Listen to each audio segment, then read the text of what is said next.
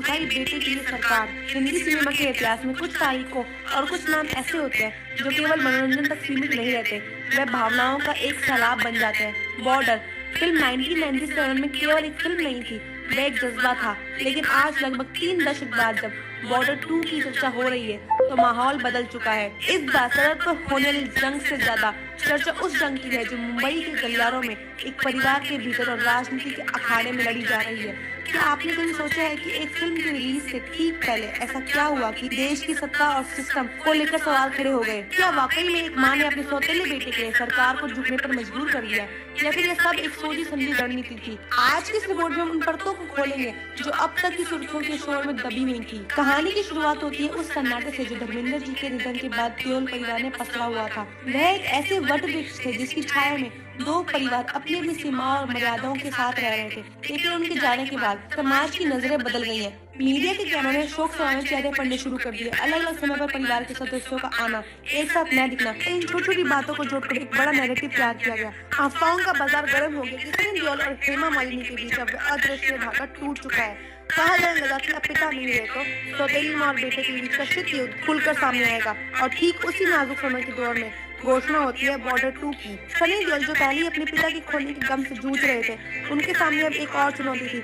Border 2 को लेकर जितनी उम्मीदें थी उससे कई ज्यादा विवाद खड़े हो गए थे। सोशल मीडिया पर एक वर्ग ने यह मुहिम छेड़ दी कि बॉलीवुड एक बार फिर से भारतीय सेना के शौर्य को इस्तेमाल अपनी तिजोरियां भरने के लिए कर रहा है। इसे देशभक्ति नहीं बल्कि भावनाओं का बाजीगर कहा गया। सनी देओल जो एक सांसद भी है, उन्हें दौरे मोर्चे पर निशाना बनाया जा रहा था। एक तरफ विरोधी राजनीतिक दल थे जो उनकी फिल्म को उनकी राजनीति से जोड़कर देख रहे थे, और दूसरी तरफ आलोचक थे जो परिवार के कथित झगड़े को हवा देकर फिल्म की साख गिराना चाहते थे।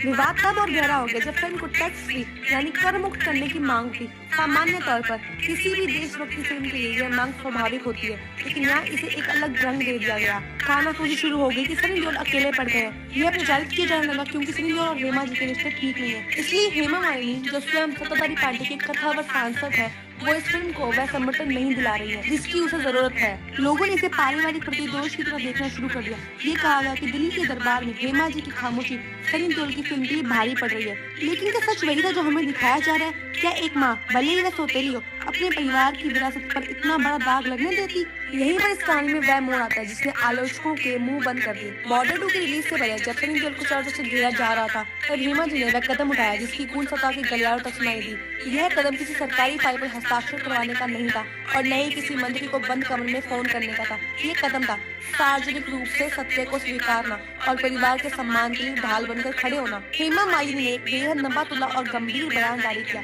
उन्होंने उन तमाम अफवाहों को सिरे से खारिज कर दिया जो धर्मेंद्र जी के जाने पर परिवार के टूटने का दावा कर रही थी। उन्होंने स्पष्ट शब्दों में ये कहा कि देओल परिवार हमेशा एक था और हमेशा एक रहेगा। यह केवल एक बयान नहीं था, यह उन तमाम राजनीतिक पीड़ितों और सोशल मीडिया ट्रोलर्स के लिए एक जवाब था जो सनी देओल को कमजोर और अकेला देखने की कोशिश कर रहे थे। हेमा जी ने ये साफ कर दिया कि सनी के साथ उनका रिश्ता तनावपूर्ण नहीं है और बॉर्डर 2 की सफलता पूरे परिवार की प्रतिष्ठा का प्रश्न है। अब सवाल ये उठता है कि क्या इस बयान से सरकार झुक गई है?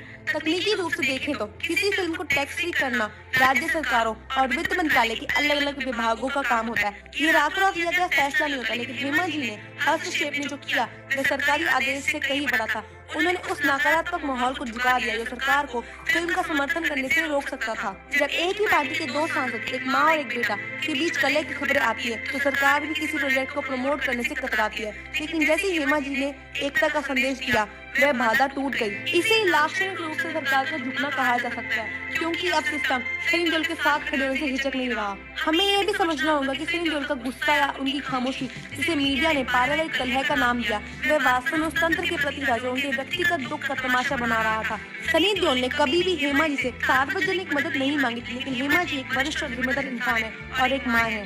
तो दोस्तों, आज की रिपोर्ट में बस इतना ही। अपनी राय कमेंट से जरूर बताइएगा। वीडियो पसंद आया तो वीडियो को लाइक करना, शेयर करना, हाइप करना बिल्कुल ना भूलें। चैनल को सब्सक्राइब कीजिएगा, बेल आइकन प्रेस कीजिएगा। And thank you for watching.